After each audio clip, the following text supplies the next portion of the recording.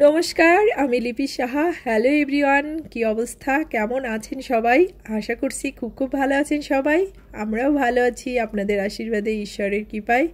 আরও একটা দিন, একটা নতুন সকাল, আরও একটা নতুন ভিডিও নিয়ে চলে আসলাম আপনাদের মাঝে। আর আপনারা যেখান থেকে আমার ভিডিওটা দেখছেন সবাইকে অনেক অনেক ওয়েলকাম। তো সকালবেলা সবার আগে ঘুম থেকে উঠেছি আমি। তো আজকে ভাবছি স্কুলটা যেহেতু বন্ধ, বাইরে তো যেতে হলো না, তো ছাদের থেকে একটু হাঁটাহাঁটি করে আসি। তো সেজন্য সকালবেলা চলে আসলাম ছাদে, ভাবছি একটু হাঁটাহাঁটি করি। আর ঘুম থেকে উঠতে একটু দেরি হয়েছে, কারণ যেহেতু স্কুলটা বন্ধ ছিল আজকে।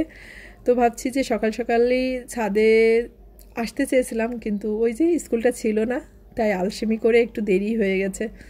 তো যাই হোক, এখন একটু হাঁটাহাঁটি করবো, সবাই যেহেতু ঘুমিয়ে আছে আর হাতে তো কোনো কাজ নেই। তারপর নিচে যে বাকি যা যা করার সব কিছু করে নেব। আর আজকে জানেন তো সকালবেলা নাস্তা বানানোরও ঝামেলা নেই, তো ভীষণ একটা রিল্যাক্স মোডে আছি। তো সকালবেলা যখন ছাদে আসি ভীষণ ভালো লাগে, চারিদিকে পাখির ডাক আর খুবই নিরিবিলি শান্ত একটা পরিবেশ থাকে। আবার যেদিন খুব সকালে ছাদে আসি, মনে করেন 6টা 6:30 বাজে, তখন আবার না কেমন একটা ভয় ভয় করে, চারিদিকে আরও বেশি নিরিবিলি থাকে। তো তো ভেবেছি যে একটু বেলা হলে ছাদে যাওয়াই ভালো। তো যাই হোক, আর চারদিকে একটু ঘুরে ঘুরে দেখতেছিলাম, চারদিকে আসলে ভীষণ নিরিবিলি একটা শান্ত পরিবেশ।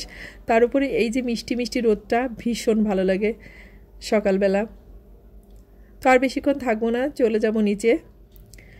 তো আজকে তো শবে বরাত ছিল, সবাই জানেন। তো শবে বরাতে আমাদের পুরানো ঢাকার একটা ঐতিহ্যবাহী রুটি আছে, যেটা প্রতিবারই আর কি আমার হাজব্যান্ড আনে আর আমি ভীষণ পছন্দ করি। আসলে এই রুটিটা মনে হয় যে এই শবে বরাতের সময় যতটা মজা লাগে, বছরের অন্য কোনো সময় আমার কাছে ভালো লাগে না। আর আমি সেটা খাইও না, প্রতি বছর শবে বরাতের দিনই এই রুটিটা আনে। তো আজকে ভাবছি সকালে একটু দুধ চা করবো আর এই রুটিটা দিয়েই নাস্তাটা সেরে নেব। তবে পুরানো ঢাকাতে আর কিছু থাক বা না থাক, বা ঘিঞ্জি এলাকা হোক বা পরিবেশটা অনেকেই পছন্দ করে না, কিন্তু এখানকার যে ঐতিহ্য বা এখানকার খাওয়া দাওয়া, এটা কিন্তু সারা দেশ বা সারা বিশ্বের মানুষই কম বেশি জানে কিন্তু। তো যাই হোক, মানে এই যে শবে বরাত উপলক্ষে এখানে কিন্তু আলাদাভাবে দোকান বসে, তারপরে এই রুটিগুলো বিক্রি হয়, একটা অন্যরকম পরিবেশ থাকে, যেটা ভীষণই ভালো লাগে। তো এই যে রুটিটা অনেক বড় ছিল, আর এদিকে একটু চা বসিয়ে দিয়েছি। আর আজকে চাটা অনেক স্পেশালভাবে তৈরি করব। তো এই যে জল দিয়ে দিয়েছি, আর এর ভিতরে একটা তেজপাতা দিলাম, একটা এলাচ দিলাম, আর খানিকটা দারচিনি দিলাম। আর এখন হচ্ছে এই যে আদাটাকে কুড়িয়ে দিয়ে দিলাম। তো এটাকে বেশ খানিকটা সময় জাল দিয়ে নিয়েছি। আর এখন একটু চিনি দিয়ে দিলাম আর চাপাতি দিলাম। তো এটাকে আবার অনেকক্ষণ ধরে চাটাকে জাল দিতে হবে।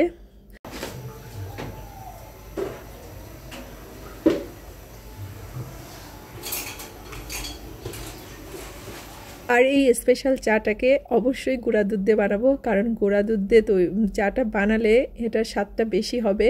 লিকুইড দুধ ছিল, তবে লিকুইড দুধ দিয়ে আর কি বানাবো না। আসলে গুঁড়া দুধ দিয়ে চাটা বানালে তার স্বাদটা একটু অন্যরকম হয়।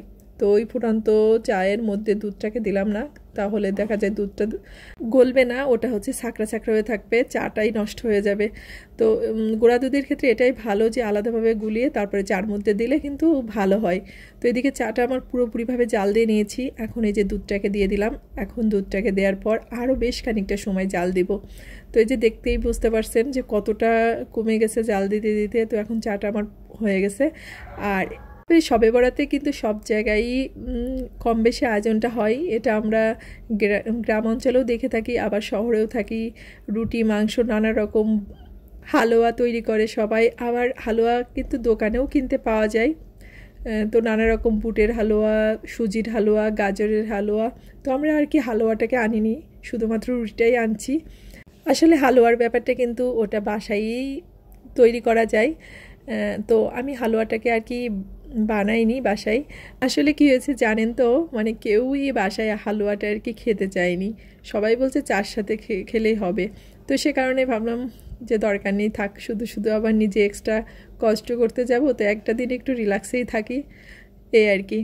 তো এইদিকে হচ্ছে রুটিটাকে কেটে নিলাম, আর চাটাও হয়ে গেছে, তো চাটাকেও ছেঁকে নিলাম। আর এখন হচ্ছে নাস্তাটা করে নেব। তো সবাই ভালো থাকবেন, সুস্থ থাকবেন, আর অবশ্যই অবশ্যই সাবধানে থাকবেন। আর যদি ভিডিওটার কোথাও এতটুকু ভালো লেগে থাকে, অবশ্যই লাইক কমেন্ট শেয়ার করতে ভুলবেন না। ভালো থাকবেন সবাই, দেখা হচ্ছে নেক্সট ভিডিওতে।